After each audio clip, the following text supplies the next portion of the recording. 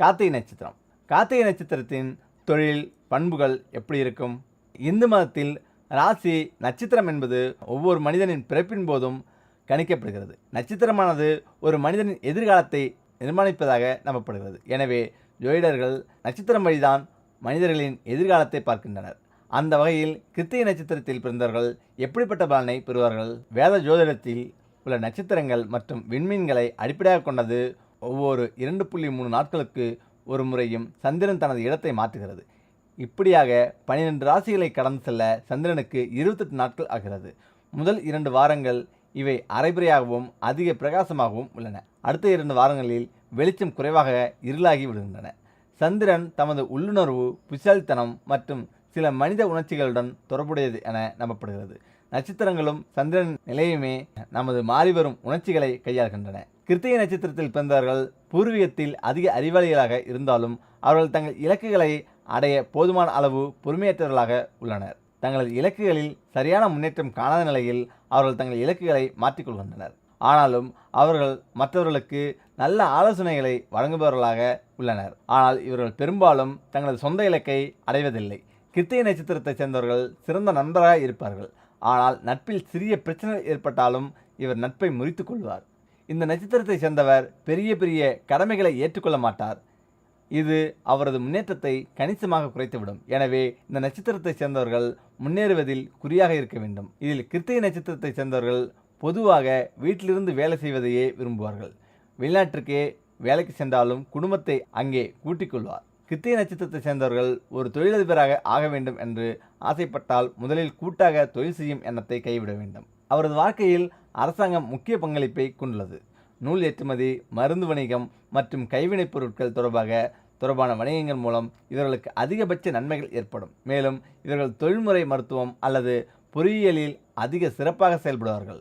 கிருத்திகை நட்சத்திரத்தைச் சேர்ந்த நபர் பொதுவாக மிகவும் அதிர்ஷ்டசாலியாக இருக்கிறார். அவர் வீடு மற்றும் வீடு சார்ந்த நடவடிக்கைகளை மிகவும் திறமையாக நிர்வகிப்பார். ஆனால் சில தவிர்க்க முடியாத காரணங்களால் அவர் பிரிந்து வாழ வேண்டிய சூழ்நிலை ஏற்படும். இதனால் அவரால் தனது வாழ்க்கையை முழுமையாக அனுபவித்து வாழ முடியாமல் போகலாம்.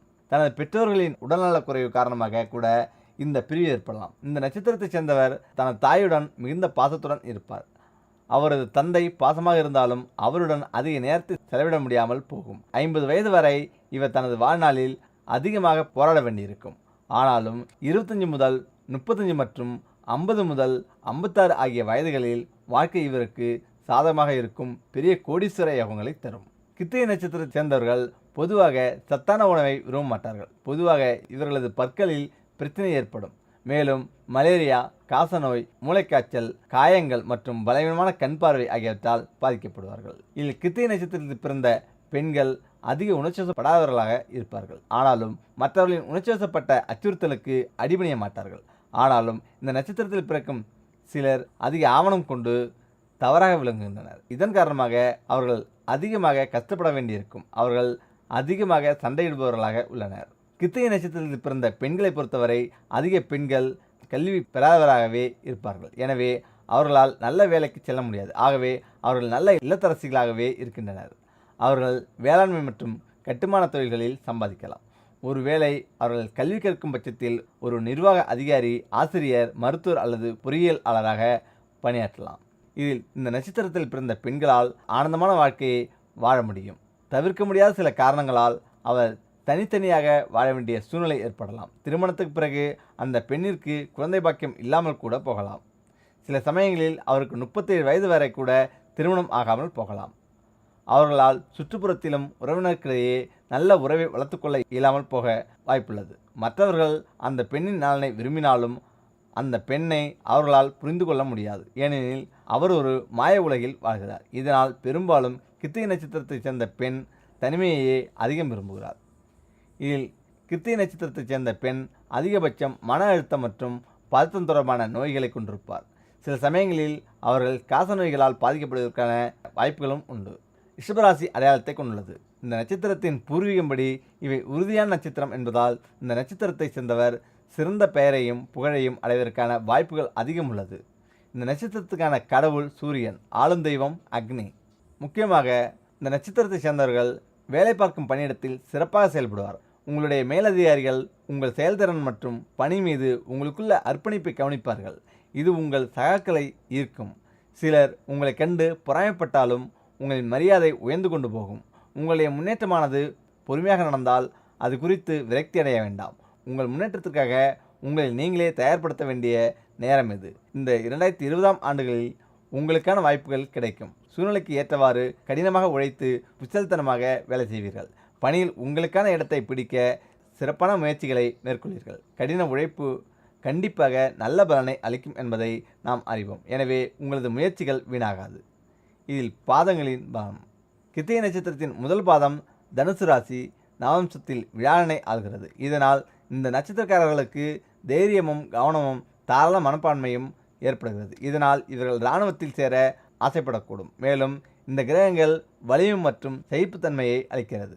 கிருத்திகை நட்சத்திரம் 2ஆம் பாதம். கிருத்திகை நட்சத்திரத்தில் 2ஆம் பாதம் மகர ராசி நவம்சத்தில் சனியை ஆள்கிறது. இதனால் நட்சத்திரத்தை சேர்ந்தவர்கள் நெறிமுறைகளில் கவனம் செலுத்துகிறார். கார்த்திகை 3-4வது பாதம். கார்த்திகை நட்சத்திரம் 3ஆம் பாதம். மீனராசி நவம்சத்தில் வியாழனை ஆள்கிறது. இந்த பாதையின் முக்கிய அம்சம் என்னவென்றால், இதனால் நட்சத்திரத்தை சேர்ந்தவர் பொருள் மற்றும் சுகபோகங்கள் மீது ஆசை கொள்கிறார். மேலும் அவற்றை பெறுவதற்கான முயற்சிகளில் அவர் ஈடுபடுவார். கார்த்திகை நட்சத்திரம் 4ஆம் பாதம். கார்த்திகை நட்சத்திரம் 4வது பாதமானது வியாழன் ஆட்சி செய்கிற மீன நவம்சத்தில் விழுகிறது. இந்த பாதத்தின் முக்கியத்துவம் என்னவென்றால், பொருள் சுகபோகங்களை மிகவும் விரும்பக்கூடியவர்கள். மேலும் அவற்றை பெறுவதற்கான முயற்சிகளில் ஈடுபடுவார். அடுத்ததாக செல்வம் பெருக வெள்ளிக்கிழமை தோறும் மகாலட்சுமிக்கு இதை பண்ணுங்க போதும். வற்றாத செல்வங்கள் வந்து சேர்ந்து கொண்டே இருக்கும். செல்வம் பெருக வெள்ளிக்கிழமை தோறும் கண்டிப்பாக மகாலட்சுமிக்கு தீபம் ஏற்றி வைப்பது நல்ல பலனை கொடுக்கும். பார்க்கடலில் பள்ளி கொண்டிருக்கும் நாராயணனின் மனைவியாக இருக்கக்கூடிய இந்த மகாலட்சுமி அன்னை செல்வத்திற்கு அதிபதியாக இருப்பதற்கு காரணம் அவரின் தாயாள குணமாகும். வேண்டியவருக்கு வேண்டியதை உடனே கொடுக்கிறாள். வெள்ளிக்கிழமை தோறும் மகாலட்சுமிக்கு எதை செய்தால் நமக்கு செல்வங்கள் பெருகும்? மகாலட்சுமிக்கு மிகுந்த விருப்பமான ஒரு பொருள் நெய் என்று கூறலாம். நெய் அல்ல குறையாமல் வீட்டில் வைத்திருந்தால் பணமும் அல்ல குறையாமல் சேரும் என்கிற நியதியும் உண்டு. ஊறுகாய் பிரியராக இருப்பவர் குபேரன். எனவே வீட்டில் ஊறுகாய் எப்போதும் வைத்திருந்தால் குபேர சம்பத் கிடைக்கும் என்பது உண்மையாகும். அதேபோல மகாலட்சுமிக்கு நெய் தீபம் ஏற்றுவது, நெய் ஊற்றி சர்க்கரை பொங்கல் தயார் செய்து நிவேதனம் வைத்து வழிபடுவது போன்றவற்றை செய்து வந்தால் வற்றாத பணவரவு எப்பொழுதும் இருக்கும். மங்களகரமான பொருளாக இருக்கக்கூடிய வெற்றிலைப்பாக்கு, பூ, பழம், மஞ்சள், குங்குமம் போன்றவற்றை எப்பொழுதும் வீட்டில் வைத்திருக்க வேண்டும். வீட்டில் வைத்திருப்பது மட்டுமல்லாமல் வீட்டிற்கு வரும் சுமங்கலி பெண்களுக்கு அதை தாம்பூலமாக கொடுத்து அனுப்ப வேண்டும். இதுபோல அடிக்கடி நீங்கள் செய்து வந்தால் எப்பேற்பட்ட தோஷங்களும் நீங்கி உங்களுக்கு வருமான உயர்வு ஏற்படும். இதனால் செல்வம் பெருக துவங்கும். தான தர்மங்கள் செய்பவர்களை மகாலட்சுமிக்கு ரொம்ப பிடிக்கும். எனவே நமக்கு வருவதே கொஞ்சம்தான், இதில் எங்கு தானம் செய்வது என்று சலித்து கொள்ளாமல் இருக்கும் வருமானத்தில் ஒரு சிறு தொகையாவது மாதம் ஒரு முறை அல்லது வாரம் ஒரு முறை உங்களால் முடிந்த பொழுது மற்றவர்களுக்கு அன்னதானம் செய்வது, வஸ்திர தானம் செய்வது அல்லது தேவையான உதவிகளை செய்வது போன்ற தானங்களை செய்யலாம். இதனால் மகாலட்சுமி மனம் குளிர்ந்து உங்களுக்கு வற்றாத செல்வத்தை கொடுப்பாள். அடுத்ததாக சாம்பிராணி புகையுடன் இந்த விதையை சேர்த்து தூபம் போட்டால் அபரிதமான தொழில் வளர்ச்சியை மகாலட்சுமி அருள் புரிவதாக சாஸ்திரங்கள் கூறுகிறது. அது என்ன தெரியுமா? பொதுவாக வீடு முழுவதும் வாரம் ஒரு முறையாவது தூபம் போட வேண்டும். இதனால் வீட்டில் இருக்கும் தோஷங்கள், திஷ்டிகள், எதிர்மறை ஆற்றல்கள், துர்சக்திகள் அனைத்தும் நீங்குவதாக நம்பிக்கை உள்ளது. தூபம் போட வேண்டுமென்றால் சாம்பிராணி. இத்தகைய நம்பிக்கையை காலம் காலமாக பின்பற்றி வரும் நம் மக்களிடையே வறுமை நீங்கி மகாலட்சுமியின் அருள் கிடைக்க தூபம் காண்பிக்கும் பொழுது இந்த ஒரு விதையையும் சேர்ப்பது அதிர்ஷ்டம் தரும். அது என்ன விதை, எப்படி அதை கொண்டு தூபம் போடுவது, அதனால் கிடைக்கக்கூடிய பலன்கள் என்ன என்பது போன்ற அரிய தகவல் தான் இது. சாம்பிராணி புகையை வீடுகள் மட்டுமல்லாமல் தொழில் செய்யும் இடங்கள், வியாபார ஸ்தலங்கள் போன்றவற்றிலும் காண்பிப்பது உண்டு. அது மட்டுமல்லாமல் உத்தியோகம் செய்யும் இடத்திலும் இதுபோல சாம்பிராணி புகை போட்டால் நல்ல வளர்ச்சியை காணலாம். மந்தமான நிலை நீங்கி நல்ல சுறுசுறுப்பு உண்டாகக்கூடிய இந்த சாம்பிராணி புகையை வாரம் ஒரு முறையாவது காண்பிக்க வேண்டும். குழந்தைகளுக்கு சாம்பிராணி புகை போடக்கூடாது என்றெல்லாம் கூறுவார்கள். அதெல்லாம் ஒன்றுமில்லை. குழந்தைகளுக்கு மெல்லியதாக புகை வர செய்து தினமும் சாம்பிராணியை தலைக்கு காண்பித்து வர தலையில் நீர் கொத்தல், சளிப்பிடித்தல் போன்ற பிரச்சனைகள் வராமல் ஆரோக்கியமாக இருக்கும். பெரியவர்களுக்கும் தலைக்கு காண்பிக்க தலைபாரம் குறையும். முக்கியமாக சாம்பிராணி புகை போட வேண்டும் என்பதற்காக அதிக புகையை உண்டாக்கி சுவாச கோளாறுகளை ஏற்படுத்தி கொள்ளாதீர்கள். செயற்கையாக கிடைக்கும் சாம்பிராணி புகையை விட நாமே சாம்பிராணியை மட்டும் வாங்கி தேங்காய் சிரட்டை ஒன்றை எரித்து கரியாக்கி அதில் சாம்பிராணியை போட்டு தூபம் வர செய்ய வேண்டும். இதுதான் ரொம்பவும் ஆரோக்கியம் தரக்கூடியதாக இருக்கும். இப்படி சாம்பிராணி புகை போடும்பொழுது அதனுடன் வெண்கடுகு சேர்த்து போடுவது ரொம்பவும் விசேஷமானது. வெண்கடுகு கடுமையான கந்திஷ்டியை நீக்கக்கூடிய அற்புதமான ஆன்மீக பொருளாக கருதப்படுகிறது. இது வெள்ளை நிறத்தில் இருக்கும் கடுகு வகையாகும். போட்டதும் பொரிய ஆரம்பிக்கும். இது வெண்கடுகு பொரிய பொரிய வீட்டில் இருக்கும் துஷ்ட தேவதைகள் அனைத்தும் தலை தெறிக்க ஓடுவதாக கூறப்படுகிறது.